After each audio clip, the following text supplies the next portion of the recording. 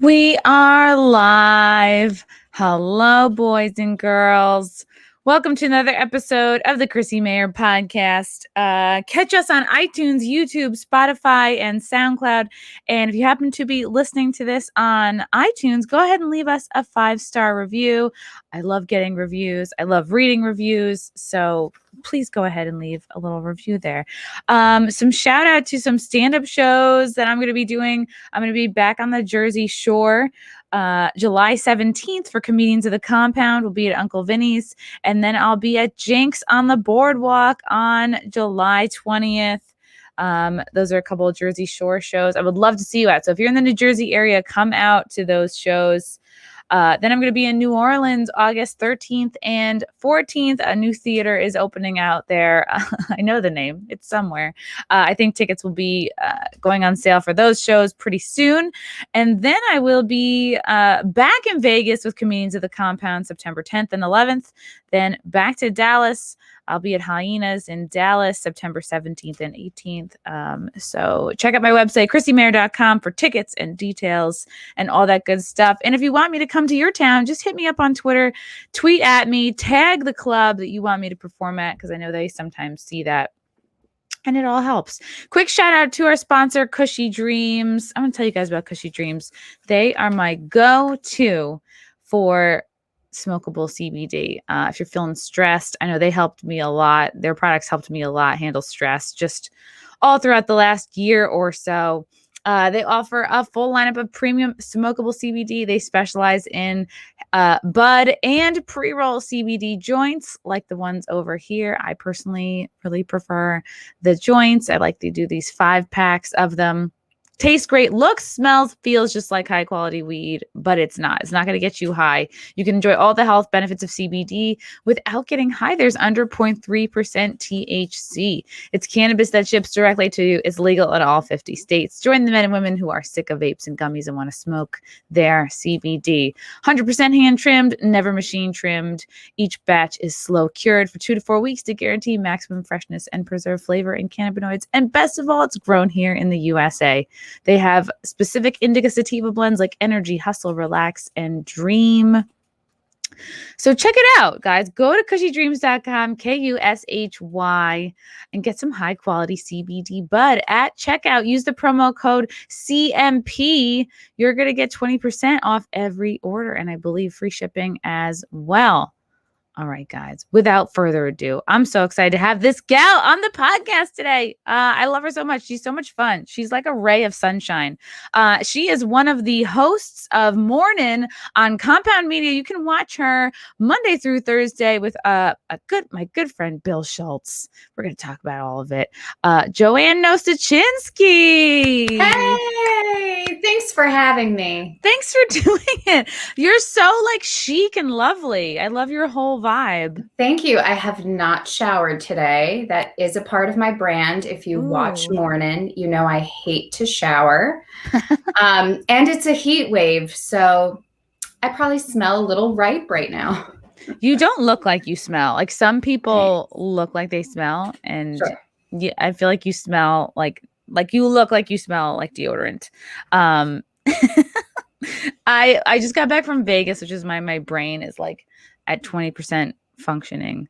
I went out there to visit my sister and like see some other friends from the Blaze in Texas. We all kind of like met up out there, and like they did it big. Like I stayed in a very affordable hotel, but they stayed in like all the really nice hotels, and I could just go visit them while I, quietly paid $100 a night for my hotel, or no, probably less than that. So it was fun. And you were there too recently. I was, yeah. I went about 3 weeks ago with my sister and her now husband. My boyfriend came too. And we had booked it months ago before prices went up for flights and hotel. So we got some pretty good deals. We stayed at the Cosmopolitan, one of those ritzier places. That's a nice one. That's one of the nicer ones. It's awesome. I mean, it's kind of modeled after New York. I mean, they have a pizza place. They have a lot of New York restaurants in that casino resort. So we ate really well. So I really just like to eat and drink. I gambled a little, but other than that, it's like, what else do you do in Vegas? What's your game? What did you gamble on? Penny slots. However, everyone's like, oh my God, penny slots. No, like the max bet, you can be doing up to like $3.20 for each spin. So I set a budget for myself of like $150 a night, and I would go through it so quickly. And I was convinced I was going to win. Before I went, I was watching all these YouTube videos of people just playing slot machines and winning. So I just thought for sure it would happen to me. And it didn't. And it got me really angry. I was like, I deserve this. It was, yeah, I don't know. I really thought it was my moment, but it wasn't. That sucks. I didn't spend 1 cent on any gambling machines. That's how you know I don't gamble. I call them gambling machines. Then there's slot machines. But I would so much rather, like, I bought 2 bathing suits. I did this thing 2 days in a row where I would like go to like whatever swimsuit store was like next to whatever hotel pool like that we were at. Like, so it'd be like the Ari, whatever the swimsuit store is at the Ari. I would go in and I would have like a Pretty Woman moment like 2 days in a row. I'd go in and I'd be like, I need something. And then I would buy it. I always do. I'm like, I try it on. I leave it. I'm like, I'm walking out of here in this. Cut it off me. Like, cut the tags off. And I just put my high heels on and I just like walk to the pool in my new suit. It's my favorite thing to do. You feel like, I don't know. I feel like Pretty Woman, basically. Yeah. If there's any place to do that, it's Vegas. For sure. People probably thought you won a ton of money and then you were like, I'm spending it. And then I would be in the pool and I forgot to remove, the little sticker that's on like the inside of like the crotch part that they put there for like sanitary, even though what is that going to stop? Like, what is that little sticky thing going to stop? Like so I felt it down there while I was in the pool. I was like, oh no, hold on a minute, gang. I go down there and I like rip it out. And it's like, and these boys were like horrified. They're like, oh God. Where'd you stick it? You took it out. Where'd you stick it? I just like, I held it. I like walked over to the side and like threw it out. I wasn't going to like throw it at somebody, but it was just. Yeah, you're not a monster. I'm not a monster. I'm a lady. Yeah. Joanne, you have an interesting kind of backstory. I always love and appreciate like any kind of, basically anyone in news or media who's like not a brainwashed liberal, but I had like a much different journey. Like I was that. And then I slowly over time with comedy, started to break away like my political identity. But I'm wondering with you, like, were you always a little bit conservative? Like you kind of started out, doing Fox's Red Eye. Correct me if I'm wrong. If that was like your first like kind of big break, because Greg Gutfeld hosted it from 2007, 2015. Did you go on while he was still hosting it? Yeah. So I joined permanently. I did a few appearances in 2013 when I was Miss New York USA. They love their beauty queens. And then a spot opened up, AKA Bill's old spot. And in February of 2014, I was hired to be a contributor and a writer at Red Eye, co-host. And then I stayed on Red Eye still, even when Greg left and Tom Schulz started hosting. And I also joined the Greg Gutfeld show as a correspondent. So I was at Fox for about 2.5 years. Wow. But yeah, it was my first ever job in media. I mean, I have a degree in theater. I don't know anything I'm surrounded by like political science majors and broadcast journalism majors and writers and all these people. And no, I think I was pretty and had a good sense of humor and I was smart and well-spoken. And they were like, great, she fills a box. Let's put her in. And I was like, all right, I was 25. I was like, sounds good. I can quit bartending. So did they find you when you were Miss New York? Did they kind of reach out to you? Basically, this is how I don't know that I've ever shared this story before, but I was at like a Memorial Day party or a Labor Day party. And the guy's house, he's really good friends with one of the producers, Tom O'Connor. And basically this guy was like, yo, I'm here with Miss New York. She should be on your show, meaning Red Eye. And he was like, oh, we just saw her on like another show. I had done Neil Cavuto's show once as Miss New York. And he was like, we were thinking of having her on. So it was because of that random connection that I was a guest for a show. And then I came back. And then Greg was really the one who championed for me to join on. I recently looked back at like old Twitter messages, and I didn't realize like how big of a deal it was, or like what Greg was trying to do for me. He's like, so do you write? And I was like, oh, you know, I have like a blog, like I've done some blog posts. If you want to check it out on my website. He's like, no, like, do you think you could write a script for news media? Like, here's a sample. And I'm like, oh my God, I'm sure I could do it. Like, I didn't realize. You were so young. What were you, like 24, 25? I think I was 25 at the time.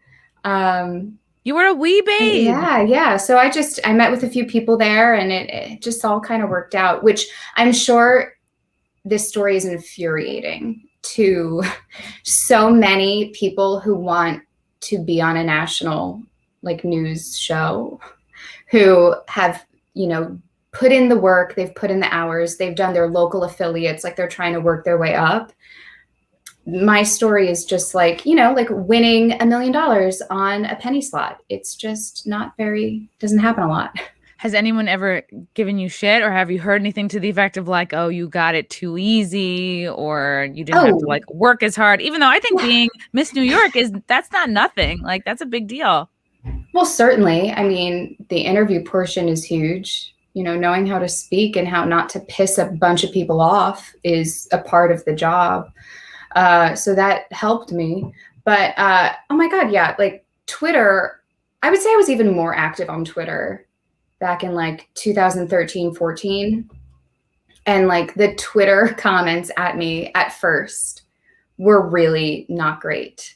Just like, who is this girl? Some people being super supportive, but other people, of course, being like really nasty. People don't like change. Mm-hmm. And I get it. Like, people loved Bill. Bill is like a weird flavor of ice cream. And then and then I'm like, vanilla caramel, what's up? And they're like, oh no, we want this cherry Bing over here. And I'm not everyone's taste, and I get that. And I think that really helped me learn early on just not to get so affected by online trolls. Yeah, that's good. That's good. You learn those lessons kind of like early on. How did you like prepare? I think probably you're going to find these questions stupid, but I'm like so fascinated by like this glamorous like pageant world. Like, what made you want to sign up for it? And then like, how did you prepare for it? Like, did you have coaches? Was you have to balance a book on your head? Like, was there like, did you have to go to finishing school? I don't know. I'm so intrigued. I had never done pageants before. I moved to New York 2.5 years before I decided to apply for the pageant, because, you know, I wanted performance opportunities, and they weren't really happening. At the time, I was in an off-Broadway show called The Awesome 80s Prom. Oh my God, I was going to ask you about that. Because I think I went to The Awesome 80s Prom. It was like an off-Broadway show. It was at Webster Hall. At Webster Hall, similar to Tony and Tina's wedding, which was like this big Italian. Again, it's like an immersive Broadway experience. Interactive. It's interactive. It's like improv. It's theater. And I swear to God, I think I went with my sister like way back when. You were Heather number 2. Yeah. Yeah. She's the broken Heather. So throughout the course of the show, she continues to get injured, and she has a knee brace, her arm in a sling, and a neck brace. I remember that. I wonder if I saw it while you were there. The show ran for like 8 years. I think I was in it for 4, and I ended up playing all of the cheerleader parts like throughout the course of the run. But it was a ton of fun. It was just on Saturday nights. So, you know, it wasn't like it was a full-time job, but it definitely like satisfied that like performance itch that we all get, right? But I wanted more opportunities. So at the time, it was like a periodical, like they actually had newspapers backstage. Now it's an online thing where they just post audition notices. And there was one for the Miss New York USA pageant. And I was like, I could totally do this. I'm an actress. I could just play the part. Mm-hmm. let's do it. And then once I was accepted, I had to do like a phone interview and an in-person interview. I was like, let me like really dedicate myself to this. Like if I'm going to do it, let me like really do it to win. And so I would like work out 5 days a week. Ooh. I was on like a diet that was essentially like not eating. It was like those are the only kinds that work, to be honest. A green juice and a handful of almonds. So, but no, I would watch a lot of YouTube videos of past winners. I would just like kind of do my research in that way of like researching a role. If I'm going to play this character, like what do I need to do? What's the costume? How does this character hold themselves? All of this stuff. But it's one of those things where I was faking it till I made it. And like, I just ended up loving it and loving myself. Like it sounds so like cliche and overly sweet, but spending all that time on yourself like really makes you go, I am amazing. Wow. Yeah. It's self-love. Like if I but like to the highest level, working out 5 days a week and then like, not eating shit food is you're gonna feel really good after a few weeks. And then also preparing for interview, like you have to think, what is it about me that these judges are going to respond to? Like, I need to know what it is about me that makes me incredible. That would make me a great role model, a great representative of New York. Like, what are these things about me? And then you start to go, oh my God, I'm incredible. Like, I'm hot, number one. I'm a knockout. Yeah, I mean, mainly. It is USA. It is USA. There's no talent competition in USA. So what was it that you realized? Like, okay, this is the part of myself I need to showcase. It was probably the part of myself that made me not win Miss USA. And that was that, like, I'm a bit of a cornball. Like and we all know this, like, I can be cheesy with my jokes. I like to have fun and laugh at myself. And I'm theatrical. I make a lot of faces and whatever. And as soon as I won Miss New York, I received a publicist. And she said, theater girl does not win Miss USA. So we need to kind of figure out how else to rebrand you. And I think we focused more on my like scoliosis. Yeah, that makes you basically disabled. Yeah. But no, I loved it. I had a great time. I recommend it to anyone. It was a lot of money though. Like I really invested in myself. I think I spent $1,800 on an entrance fee. Wow. Just to participate. And then that wasn't wardrobe or like anything else. Yeah, it's a lot. Yeah. Probably a lot of like moisturizing, skincare, a lot of gowns and stuff, swimsuits. The fake hair, the fake lashes, the fake tan. A lot of money. Yeah. It's a lot of money. I was going to ask you about this a little bit later in our chat, but since we do have a super chat about this, because I was, it's so funny to Google somebody you know. And I was like, I know Joanne, but I'm like, I'm going to go look into your backstory. And it's so funny. I found like, I don't know if it's your IMDb or your Wikipedia or whatever. And so it's all like regular stuff. It's your background. And then I scroll down and then it says controversy. And it's about me and our like Kung Fu fighting video. And I was like, oh my God, I'm the most controversial part of this profile here. So this is a super chat from K-Max, fan of the show. For Chrissie and Joanne, what was it like to offend the Chinese? Wikipedia gave me this. Chrissie Mayr sang with Nosuchinsky in the 1990s hit Kung Flu Fighting by changing the lyrics to Kung Flu Fighting. Now China is mad. I thought this was such a tame thing, but yeah, I want to know your feelings about being in this controversial sketch. I mean, if anyone has watched the video, I think I'm in it for 2.5 seconds. Yes, everyone's in it for 2 seconds. In a cast of like 25 people. I'm, I think, one of the few people who actually has a Wikipedia page. So they're like, we need to do this to her. And at first I was really anxious about it, only because, Wikipedia is the first thing that pops up when you Google me. And then with my career with like acting and working in TV, and we all know like how liberal Hollywood is and everything, I just don't want anything to potentially harm my chances of getting work. So I remember mentioning it to Bill, and him like being the sort of hero he tries to be for me, somehow got it taken down.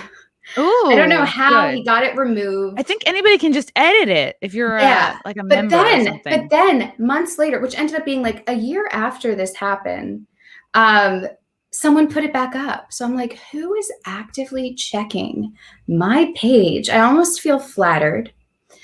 And now I'm just over it. I mean, again, it's context. Like, people don't like watch things or research things before they get offended. Mm-hmm. Like, we were making fun of a video, like a celebrity video, for being of Gal Gadot.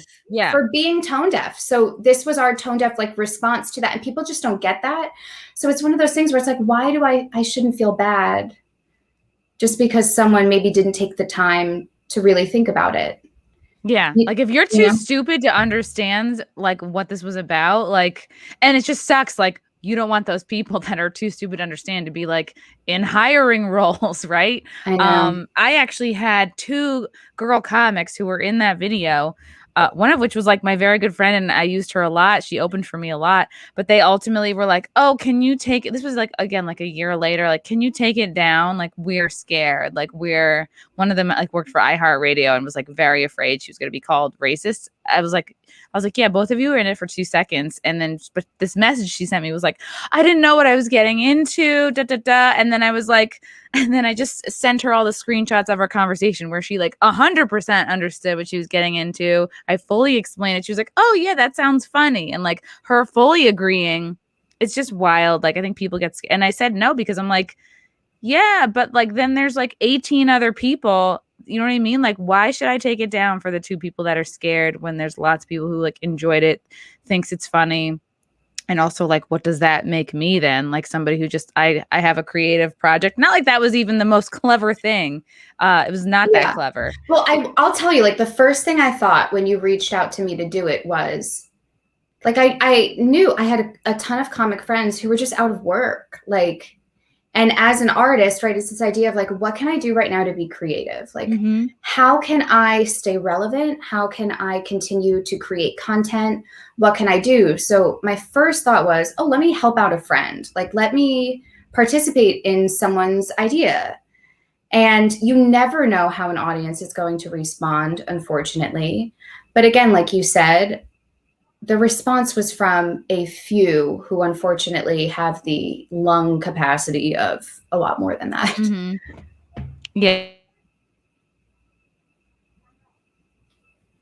Oh no, I think I lost you. Can you hear me still? I can hear you. Okay, Wait, you're back. You're back. I also, if I happen to disappear, just know that it's my funky internet cord, and just keep talking, because it's a fun thing that happens. But yeah, thank you for the super chat. And I missed somebody else's super chat. They sent over, oh, JL, thank you for the super chat of the smiley face. Wait, is it gone? I can't even show it. That's so lame. All right, thank you, JL. Yeah, I don't know. People get so bent out of shape, but I feel like you were kind of prepared to be a host of Compound Media. Like, was it, so you went from Red Eye.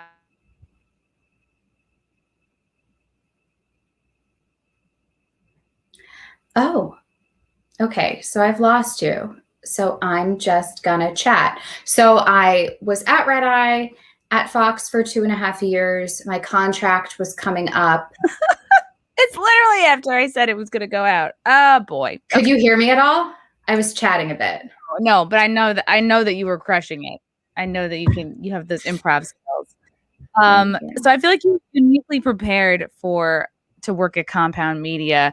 Did you have a bit of a time where you were like, oh my God, like, did you get any blowback from being associated with Compound Media? Did you get people kind of like shitting on you? Or was the fact that you'd done Red Eye for so long, 650 episodes to be exact, kind of I didn't even know that. Yeah. And then you went on to do Hannity, the Greg Gutfeld Show, Fox and Friends. You had a stalker. Yeah. A whole lot. I've lived like a million lives. That's how you know you've made it. Yeah. I'm still waiting for mine. I used to live on the ground floor of one of these apartments in Brooklyn, and there was a man who would look in my window I don't know if that really counts as a stalker, but I was flattered nonetheless. More of a peeper, I guess. He was a peeping Tom, or rather a peeping Pedro, because I believe he was Hispanic. I miss him. I hope he's doing well. So you had done Red Eye, and then so how did you meet Bill? So I was just bartending. I had left Fox. It had been like maybe 6 months, and I had got like a few acting gigs here and there, but I was like, this sucks. And it was actually through Twitter. There was a fan on Twitter, and they're probably watching. I can't remember who you are, but you know who you are, who reached out to Bill and was like, or tweeted at both of us and was like, Joanne should come on the show. And I was like, I'll totally come on as a guest. Like, why not? Also because like I had known Anthony. He had been on Red Eye a bunch of times, was so kind. I always thought he was so funny. And I was like, great. I had also, I think, been on Anthony's show before, like while I was at Fox, which is crazy that they even let me like go on it, but they did. So I went on as a guest, and then Bill, we went out for drinks after, like he always does. Well, pre-COVID. We're slowly getting back to it. Yeah. But he said that, you know, the show was great with me on, and he was thinking about having a co-host join him. And I was like, yeah, sure. So I sat down with Keith the cop at the time, who was in charge of those things. And he was very excited about it just because of, you know, the Fox viewership and having a woman at the network. And so, yeah, I was just like, great. And then he was like, you get paid this much. And I was like, great, thanks. Oh, nice. Would you have done? You're like, would you have done it for free? Probably not. I mean, you're like, well, you're looking to survive. I was thinking of just like it not being like an actual job. I was just like a few bucks, and I was like, it'll help with the bartending and whatever. But I was like, oh, okay, like. Because it is a commitment. Like we're on 4 days a week. Like it's my main job, you know? Yeah. So yeah. And then the rest is history. When you first met Anthony Cumia, did you know, a lot of people, they hear the rumors or they read up, they have the worst kind of impression of him just because they take more so what they hear rather than like the person in front of them that they're meeting. Was there any of that going on for you? Were you just like, oh, this guy's great, he's a good person, there's a good vibe here? Yeah, I can only judge people on how they treat me, like always. Yeah, so it's just I was always treated very well and with respect, you know, and that goes for my whole time at Fox too. Like people will ask about, you know, I've sat and chatted with Tucker in the green room and Hannity, and, you know, I sat and did an interview with Donald Trump, and like, really? Wow. Yeah. For Greg's show. This was before he announced he was running for president. So I guess this was in like 2015. How was it? How was meeting Trump? It was great. He makes you feel so important. Wow. And so I have always said, I understand why people who, especially people who meet him or go to rallies or have the chance to shake his hand, like him. It's because he makes you feel important. He really does. I think that's like the businessman in him. You know, and Greg kept saying he was obsessed with me, kissed me on both cheeks, whatever. So again, I can only speak to my own experiences. And, you know, Anthony was great to me. And so I was like, this is a job, and I'm going to treat it like that. You know, I think it's also the actor too. It's this idea of like, my identity isn't in the job I'm doing. It's just the job I'm doing. But people really like to associate what you do with who you are, unfortunately. Yeah. So I understand why some people are like, oh my God, aren't you nervous? I'm like, no. Maybe if Compound Media wasn't subscription based, then I'd be a little more nervous, but I don't know. Yeah, if you're subscribing, you're a fan. How did it feel knowing you were the first like female talent to be hired to the network? It was kind of cool. I kind of knew. I mean, we never get told numbers or stats or anything about the viewers, but I was certainly under the impression that there's more male viewers than female. Oh, for sure. Yeah. And they were hoping that I would also bring over some more female viewers, just because there were a lot of them from Red Eye, like a lot of these like breastfeeding moms who were up at 3 a.m. I'm not even kidding. Feeding, Joanne. So I don't know if I helped bring over more female viewership. Also, when we used to do ad reads, there was this idea of like we could get more advertisers for like a female friendly product or whatever. So, but I don't know. I guess I just know how to hold my own around a bunch of guys, because I've just kind of always done it, whether it was like at Red Eye or even before that, like in theater. Certainly there's many people in the cast, but like the back of house, it's all men who are on the crew and whatever. So, and I just have a diluted amount of self-confidence. So I'm like, I'll be fine. Yeah, you're fun. You're like but you also like don't try to be one of the boys either. Like you're very comfortable and confident in who you are. I hate that. I absolutely hate women. I hate women. No, I hate when women say, I'm a guy's girl. No, all my friends are guys. I understand football or like basketball or whatever it might be. And it's like, that's great. The fact that you keep needing to say it is what makes me suspect, So, I wouldn't say I'm a guy's girl, but I am a girl for everyone. You're shocked by my statement that you are frozen. You are frozen solid. There you are. There's 2 of you now. God, I'm competing. Okay. I don't know what's up with that. God, I'm so sorry about that. I'll fix it in post. Okay. Yeah. So you hate it when somebody says I'm one of the guys, when a girl says that. Yeah, it's because especially if you're saying it to a girl, it's like, what are you trying to tell me? You don't want to be my friend? I don't understand why you feel the need to make that known. Yeah. Like if that's who you are, it's just who you are. Like you don't necessarily need to lead with that. And I see that happening a lot. So did you get much, or have you over the years gotten a lot of crap for being associated with compound meat? Just because I know that I did a lot at first, but that was during my like breaking away from the left period. So I just was wondering if like you went through something similar. I think coming from Fox, no. I was a little worried about some of my friends who are super liberal. But again, it's like subscription based. So like they don't really know everything that happens at the network.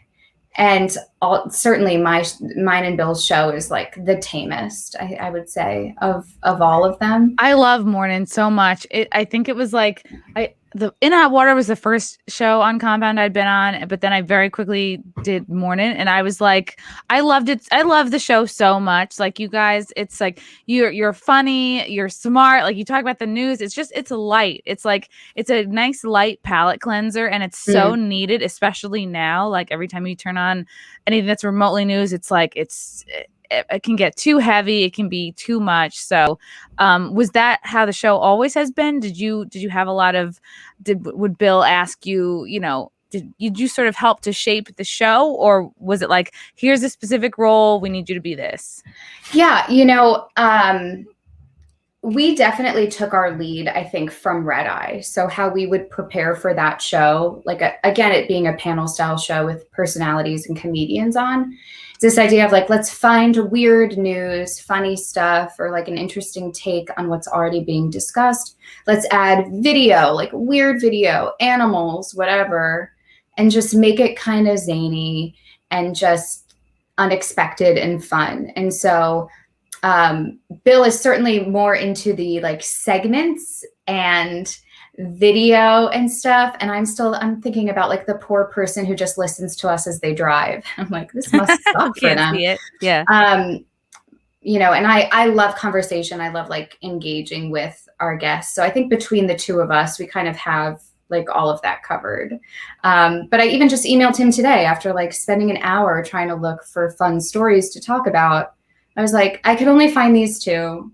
The news is really depressing today. So here's the like beginning of The Sopranos. They dropped the trailer for like that prelude. I heard about this. Yeah, and like they're gonna have like the son be a character. Okay, can I tell you? So James Gandolfini's son plays a young Tony Soprano. Looks exactly like him. Like looks like what Tony Soprano would have looked like as a kid in Newark, New Jersey. As he should. I mean, he's his son, but I'm actually excited for this. I think it's going to be really good. So like I found that and one other like weird TikTok video, but That's good. sometimes the news is just like too depressing and it's like, why does anyone want to tune in and like to us to see that? You know, you could see that anywhere else. And you have such a light, upbeat personality. Like I feel like I don't know, you handle yourself so well. I've never seen you like depressed or like upset. I mean, like you're just like you stay, especially when the news is so depressing. Like I just appreciate that you're just like naturally so light and fun and bubbly. Yeah, I just always try to find the funny. I think that's like what you have to do. Yeah, maybe I should let things affect me more. I don't know why I don't. I was thinking about that recently. Like I used to be so much more emo in like college to the point of like, I think it was good for me as an actor. And now I think I'm just a little numb. I think, you know, I kind of had to be for so long. But no, it's all perspective. I think it's the Libra in me, honestly. Is that your sun sign? It is. So I'm trying, you know, I never try to be too much of one thing or the other. I can see every side. I'm a natural mediator. Yeah, you're balanced. So, you like are concerned with justice. Yeah. I also took one of those, I forget what they call it, but it's like the personality one where you're the letters. Oh yeah. What is it? ENT or something like that? Or yeah. I think I'm an INFJ. I think I got the letters wrong, but essentially I'm an advocate. Ooh. Which I have gone to one rally in my entire life. I don't like parades, but that's the issue. I'm an introvert, so I hate being around people if I don't have to be. Yes, I'm a performer, but like if I'm not getting paid to do it, I'm like, I can't. It's too much. So at first when I was like, oh, I'm the advocate, I immediately felt bad for not being enough of an advocate. And I was like, that's such an advocate of me to be like, I should be advocating for more. Yeah. Such an advocate thing to say that it's never enough. Fuck Google. I love Joanne's personality. Aw. Thanks.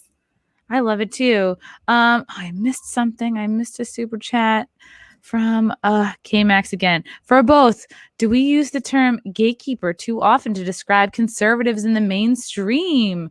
Could a YouTuber like Lauren Southern get on there? Any 1 inch to Hannity's, right? What? Advertisers dictate. I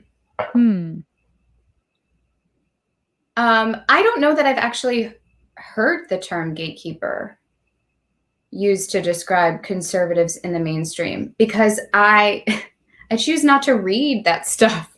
I had someone reach out to me about, they were doing a piece on Greg Gutfeld and how like he's evolved and like changed to be like super pro-Trump over the years. And I was like, honestly, when I left Fox, I stopped watching it. So I can't really speak to his evolution, unfortunately. So like in terms of all these like terms or ways to describe people, or I know people get boxed into certain things. I'm just like totally ignorant to it in a way that I like. I kind of like the ignorance in that realm. Yeah, you don't get like so wrapped up in like the drama. Like I bet working for Fox, like was there, because we had Bill, it's just me. I had Bill on this podcast and he was really interesting. He was talking about that movie Bombshell, how they called him to make sure that things were accurate. Like he kind of contributed to the making of that movie.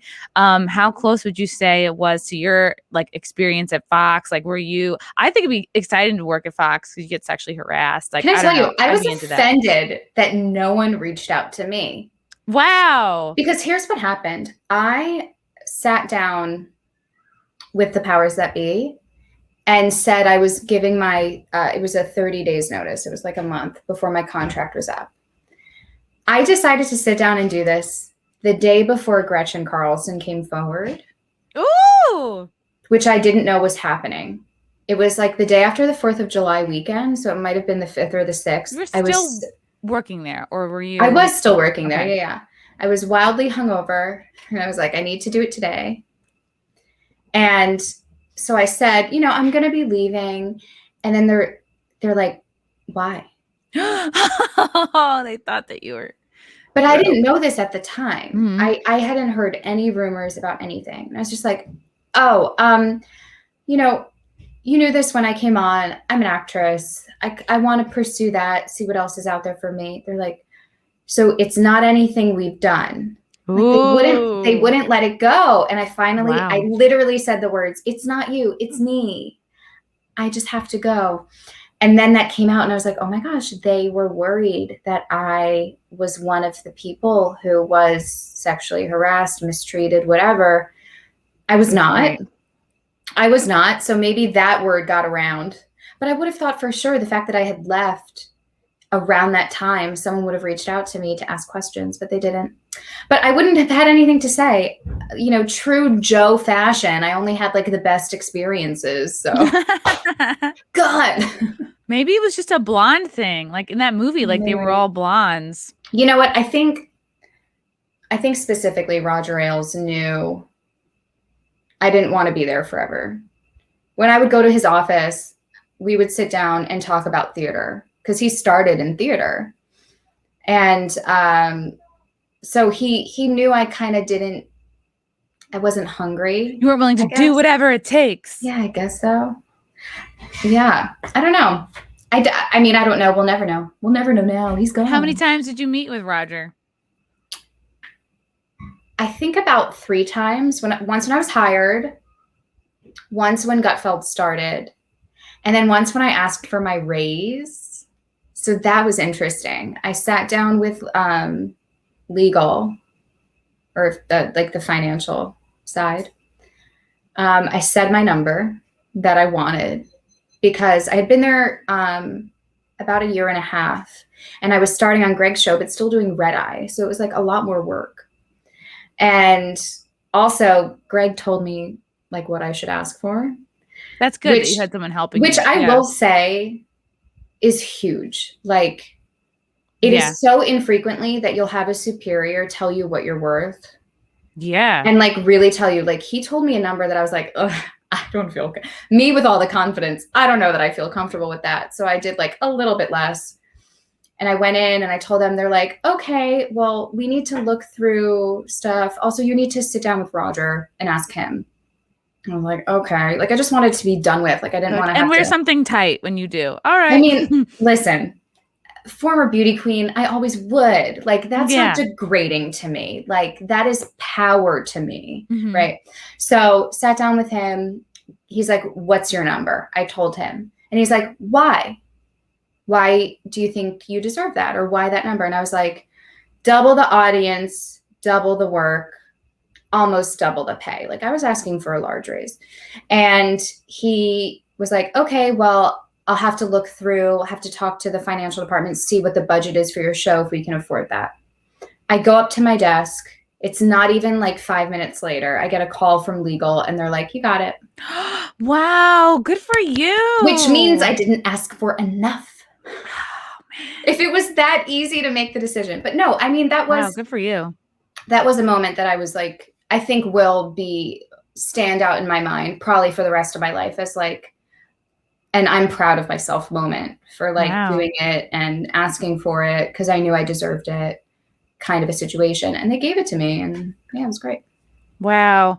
I remember like years and years ago, I once like asked a boss for a raise and they were like, no, because you do comedy. Like that was the reason. That was his whole like justification. Wait, I remember this. I feel like you told me about this when this happened. Yeah, I've just had I always had terrible day job stories, just like people constantly reminding me that I'm not worth a raise. So I've had like the opposite experience as you. It's good though. No, but this is what makes us stronger. That's really neat. Wow. And so I can't believe Fox was like, nobody sexually harassed you, right? That's good.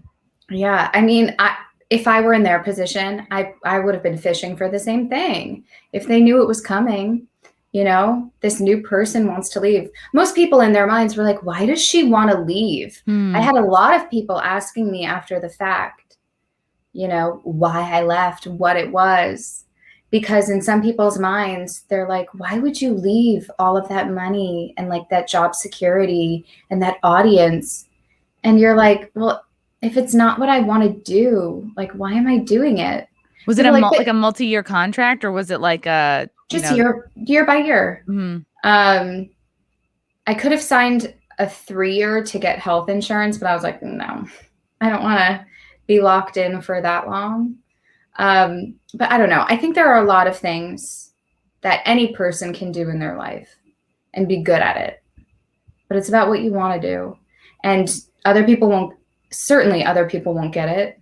And you have to be secure enough in yourself to be like, okay, then you don't do it. Yeah. It takes balls to like leave money for like, no, I want to like really try to go for more happiness here. Yeah. So you were at Fox for only a couple of years before you left? It was like 2.5 years. Yeah. Okay. Yeah. Probably because you have people there that like want to be lifers. They want to like be the next big thing. They're like, I'll do whatever it takes. They walk into Aile's office, like putting knee pads on. They're like, I'm going to get this position. Well, don't get me wrong. Like, it's tempting. Certainly it's tempting. I had someone reach out maybe like 6 months ago about the possibility of me going back. Cool. And I just couldn't do it. I couldn't do it. So, but yeah, I mean, of course, yeah, it's tempting, but I'm not easily tempted, I guess. I don't know. Yeah, no, it's good. There's nothing more powerful than a woman who's not desperate. That's that's certainly not me. Yeah. Cool. So now you've been working with Bill for, gosh, how long has Mornin been on? Too long. 5 years? 5 years? No. It's been like three, a little over 3 years. I think it was 3 in February that I've been on the show.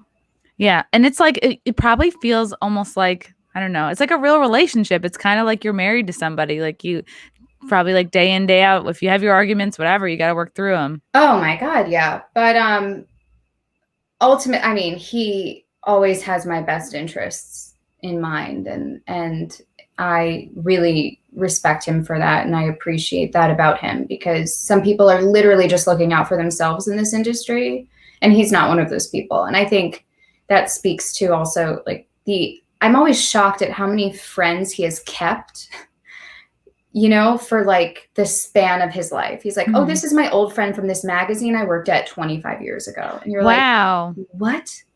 That's amazing. I just had like 3 of my college roommates unfriend me all at must have been all at the same time, like on Facebook. Like they're all I think they also blocked me. I was just like, oh, wow. Yeah. And I texted one of them and be like, did you I didn't hear back. I was like, wow. Did you think you were gonna hear back? It did. I was like, I didn't do anything like that. I was like, what is this over? So yeah. I don't know. It's a mystery. That says more about them than it says about you. Oh yeah, they're cunts. I realized I didn't actually lose anything. I'm like, oh, we weren't friends and we had been growing apart for years now. So, but it's always just like, oh, I'm like, who even uses Facebook anymore? Yeah, I look at it occasionally just to see what's up, but the people who pop up are people that I barely remember. So it's like I'm just looking at strangers' lives. Yeah. And I'm like, oh, what are these kids up to that I've never met, will never meet? Yeah. Like, oh, looks like they're having fun at camp. I am excited, though. I have a high school reunion of sorts coming up. I'm closest with my high school friends than I am with college friends. And so I'm actually really excited for this. I went to a performing arts high school, and I've kept in touch with a handful. And one of them is throwing this big party in her parents' backyard. Ooh. And inviting a ton of people. And that I'm excited for, because it was a performing arts like magnet high school. So there were other regular kids who went. So it's not like a big high school reunion for all the kids. It's just like the theater group. Oh, nice. So yeah, I'm excited to like see everyone. But I might need some of that CBD cushy beforehand to help my introvert I will hook you up. relax a little bit. Yeah, I remember when kind of Facebook was first coming out, like a couple of years in, people were like, oh, we don't need reunions anymore. Like, so much for high school. We already know what everybody's up to. But now I think we're at the point where like, ugh, with the censorship and people slowly getting like blocked and booted over time. It's like, yeah, I would go to a high school reunion now. Like I want to see how fat everybody got in person. You know what I mean? I want to know that there's not a filter behind that, you know? Yes, I am no longer wearing a back brace. I think it's important for people to see. When did you get your back brace? No, I wore it from 7th to 10th grade. So there was my solid final 2 years of high school. I was free of the apparatus, but did it fix your school? I had scoliosis too, but I guess I wasn't like back brace worthy.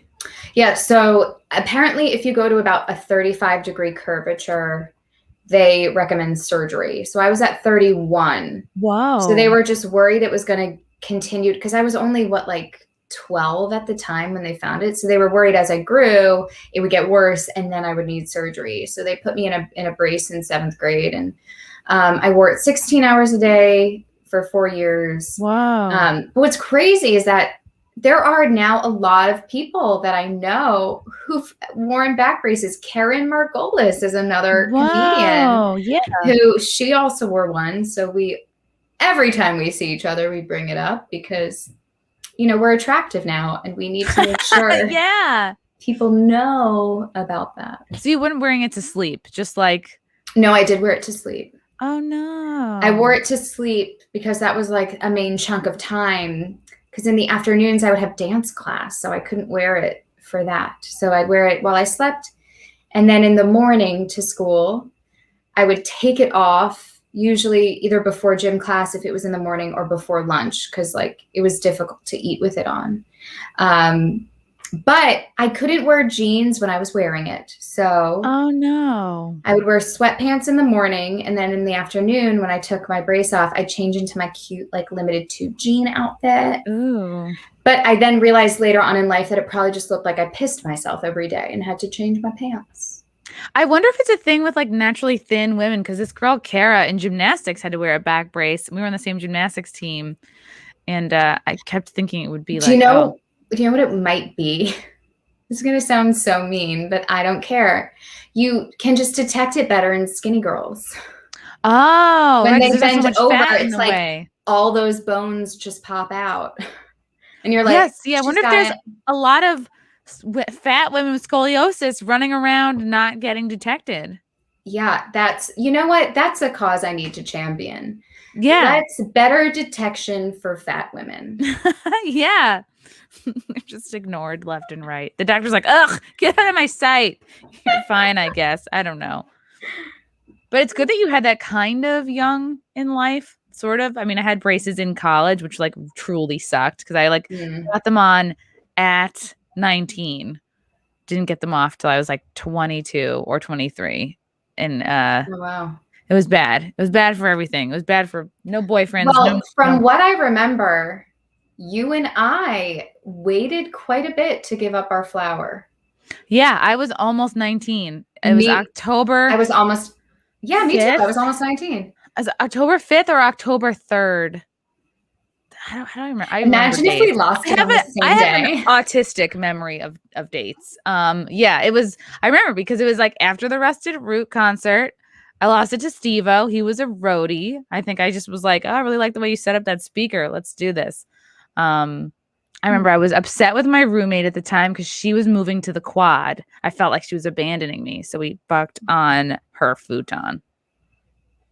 Huh. That's very like animalistic of you. Yeah. Like a marking of the territory. Also, it was in a very strange way. Like the position was like, I'm him, I'm Steve-O, and I'm the microphone just on top, but like facing that way. Oh. So I was like, my back was to him, almost like we were launching into space. For my first time. I don't know what I was thinking. And maybe I was doing kind of like a back grind or something, and then just kind of like went in, and I was like, whoop, and then that was it. I wasn't even looking at him when I lost my virginity. How weird is that? You know what, though? Probably for the best. I was just like, I'm focused. I'm looking up. I'm just looking at the ceiling. Yeah. And it was like no big deal. I remember I told him afterwards, I was like, yeah, you were my first. And he was like, really? It didn't seem like it. And I was like, that's because I know what I'm doing. Because he was like, she turned away from me. Probably. I could have sworn she was a pro. Right. Why would you face away from someone on your first time? Why wouldn't you want to look the person in the face? I already knew. I was like, I don't want to count this one. Yeah. Oh, yeah. We all have those that we're like, is it a half a finger? I don't know. Yeah. What about you? For the college boyfriend, made him wait like 5 months. But it was after I got a flat tire, called him, he drove to meet me and changed my tire. And it was my sister's best friend who was like, you have to fucking now. Now you have to. Yeah. You have to. And I was like following him home or whatever. And I was like, you know what? He deserves it. Like, I am so an active service person in terms of like love languages. And I was like, he did that for me. He really deserves this. But I was so nervous. And I told him I was so nervous. And he said the sweetest thing. He was like, I'm right here with you. And I was like, oh my God, heart melting. My little 18-year-old self was like, he's a keeper. And yeah, it was fine. It was fine. Wow. So this was someone you knew. This was someone that did something nice for you right before. Yeah. Oh my God. I think I was just trying to get closer to a Rusted Root autograph, to be honest. And you probably were. You just weren't facing the right way. I wasn't just facing away from poor Steve-O. Yeah. And then I did have sex with him, I think, one more time. I think he came in. Yeah, when I had moved into a different dorm, he came over during intersession, which was when you'd go up early. I was a diver, so I'd go up in like January or like from after Christmas through the New Year's. You just go up and train. I was like the only person in my dorm. There's like very little security. The RAs aren't there. So I had him come visit me in the dorm, and we both tried to take a shower together, but I forgot my card and it locked. I couldn't get back into my room. We're both in towels. We were like, oh, what are we going to do? Like, I can't get back into our room with the clothes. And so I had to walk out. I told the story before. I had to walk out into the middle of the quad in the snow, like at least a foot of snow in my towel. Uphill? Not uphill, just into like a very open field, like highly visible, this blue help pole. I put a flip-flop in the door so that the front door wouldn't lock on me. I said, Steve-O, you just got to hide up there, just like wait for the signal. I didn't tell him what the signal was. I didn't know what I was going to do. So I pressed the pole. I was like, help, I'm here at Regis Hall. Like, I locked myself out. I'm in a towel. Like, I need help getting in. And sure enough, like 2 minutes go by. The security guy comes. He's like, do you really go here? And I was like, yes, I really go here. What kind of a sicko would I be to just like show up? Travel in a towel? Yeah. Like I just show up here at a college campus in a towel trying to get in. He's like, are you sure? And I'm like, yeah, I'll show you my ID card as soon as you let me in. And then so he lets me in. I don't know if Steve-O's going to be out of the bathroom. I don't know if he'd be lingering in the hallway. So I just sort of, as soon as we got the stairs, I was like, ah! I just was like, he's like, are you okay? I just was like yelling, hoping that he wouldn't come out because it was highly not allowed to have a boy over. And then he opened the door, got my card, and he didn't do a bathroom check, thank God, because I don't know, that would have been bad. Oh boy. And then I think I never saw Steve-O again after that. I think that was too much excitement. I mean, not only did you never see him again, he can never hear the cry of a bird without just like cowering in fear. Yeah. He's probably like, was it me? The sex was not good, but I didn't know better. Like it's your first couple of times. You don't know what good is yet. Yeah. Yeah. I think I had anal sex before regular sex because I was like, oh, the Lord doesn't care about that hole. I went to a conservative college. I'm not conservative, Jesuit. I don't know. Not that I was super religious, but I was a little bit kind of being a prude. That's the whole I'm saving for marriage. So, religion means different things to different people. Yeah. And now it's exit only. I've really turned a corner. Wow. that was really, I really got into it there. I think I've shared that story like. I loved the imagery. You're a very good storyteller. Wow, thank you. Really, I enjoyed that story. I wonder where Steve-O is. Like, do you ever keep in, like, are you still in touch with your first person?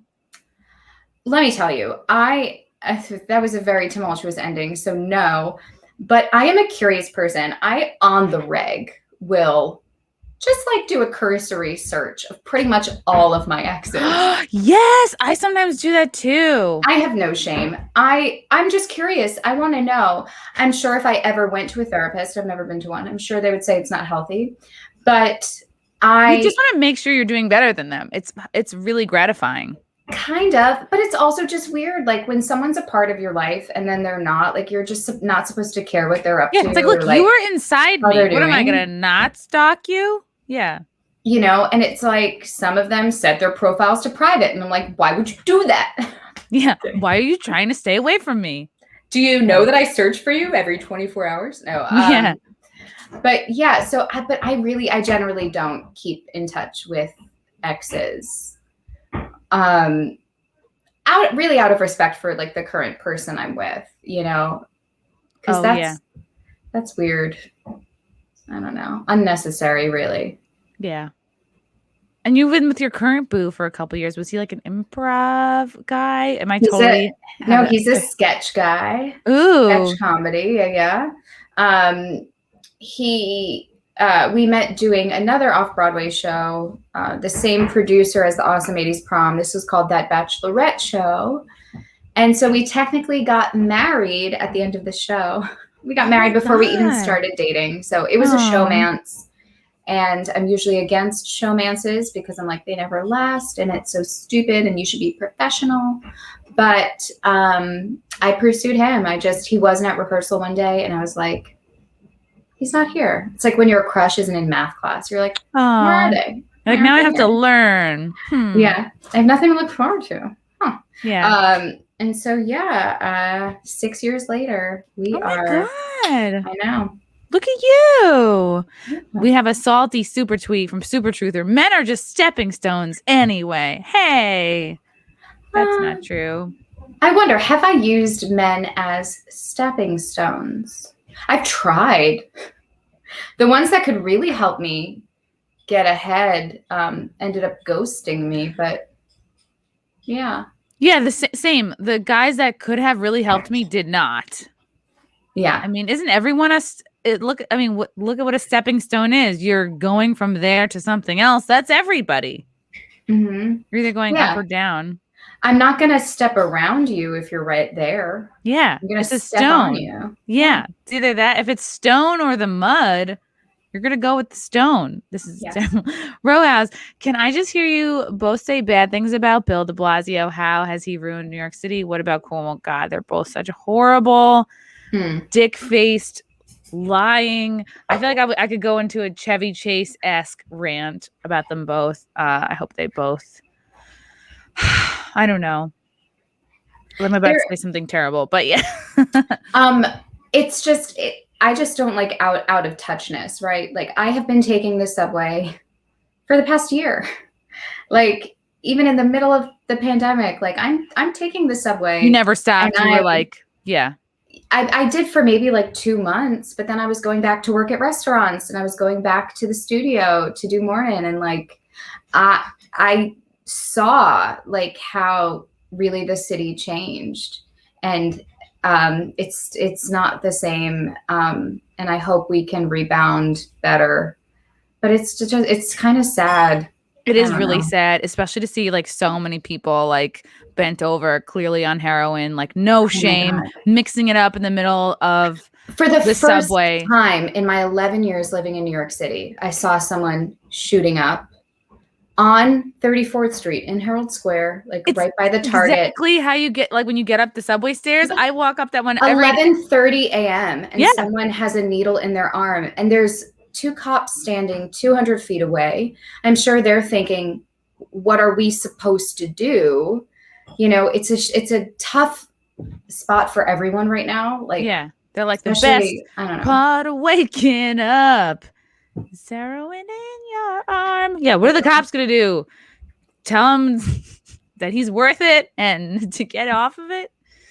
We see you're having a tough time, sir. How can we help you? Like, what are... Look, I'm going to take you to get a green smoothie and we're going to talk about it. Yeah. No. Yeah. Free speech wants to know, Joanne, who did you vote for in 2016 and 2020? How personal. Okay, so I was a bit, so 2016, I was like libertarian all the way, Gary Johnson, it's happening. So I'm pretty sure I voted for Gary Johnson in 2016. And then I voted for Biden in 2020. I did. What? I did it. What? I was just feeling it. And so I did. Do you feel it now? Again, let me tell you, I have received some emails from my very conservative family.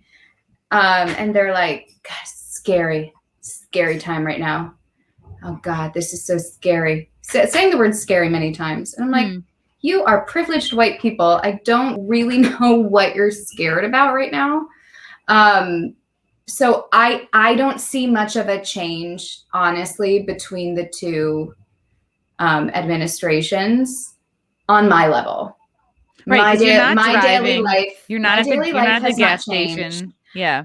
I'm not. So again, ignorant of me, and I will own it. I'm an ignorant white girl who's just comfortable.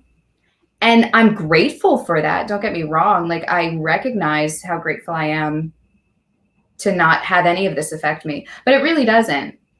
So I think for the world outside of me, that's, I guess, more of what I was thinking about when I was voting. And who knows? It yet to be seen. We still have a few more years left. We'll see.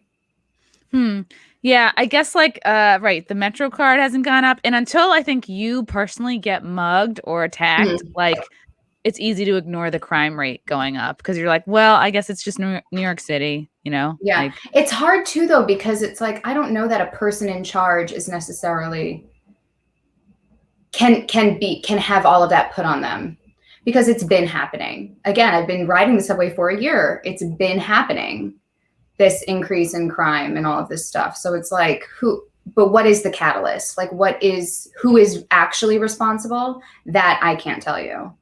Yeah, I wonder if it's like actively supporting, like, defund the police and taking funds away or redistributing funds like from the police force might be a specific change that I didn't see with Trump, obviously. Well, I certainly think that cops are more afraid to get involved. Yeah, they don't want to do their jobs now. They don't want to lose their jobs. Or like, they don't know how to do it without, like, they can't act quickly enough, maybe because they're nervous about what that could mean. I don't know.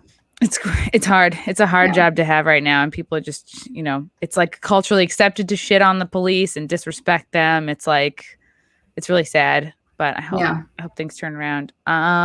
Okay, Joe. Oh God, I wanted to ask you more questions, but we've already hit the hour mark. This was so fun. This was so fun. Where can people find you, follow you, and watch you on Compound Media Monday through Thursdays at 10 or 10:30? 10 a.m. Compound Media Monday through Thursday. You can catch Bill and I doing Mornin. If you're not sure yet, if you want to subscribe, you can check out, we have some longer clips on YouTube. So check out, I think it's Mornin with Bill and Joe on YouTube. Oh, yeah. I can't remember her name. Channel. And your own Twitter handle for the show, which is good. Yeah, for the show. Otherwise, you can see me on Twitter at Joanne Nosuchinsky, also on Instagram. Feel free to troll me. Feel free to say whatever you need to get out. You need to feel important. So go ahead and do it. That's awesome. I love you all need a platform to voice yourself, so go right ahead. And that's about it. I did stay tuned. I have something coming up. I hate when people say that. Ooh. I hate when influencers and people are like, I can't tell you right now, but I have something I'm going to tell you about later, but I can't tell you right now. But listen, because I'm going to tell you. But no, really, I shot a thing for Apple Plus, a TV show. Ooh. I have a small role, but potentially in 2 episodes. So as soon as I know when that's airing, I will let you guys know. That's so exciting. And guys, yeah, remember to like and subscribe to this channel if you are not already. Thank you guys for watching. Thank you, Joanne. You're such a pleasure. You're a joy. You're a delight. Thanks. I'll see you soon. All right. Bye.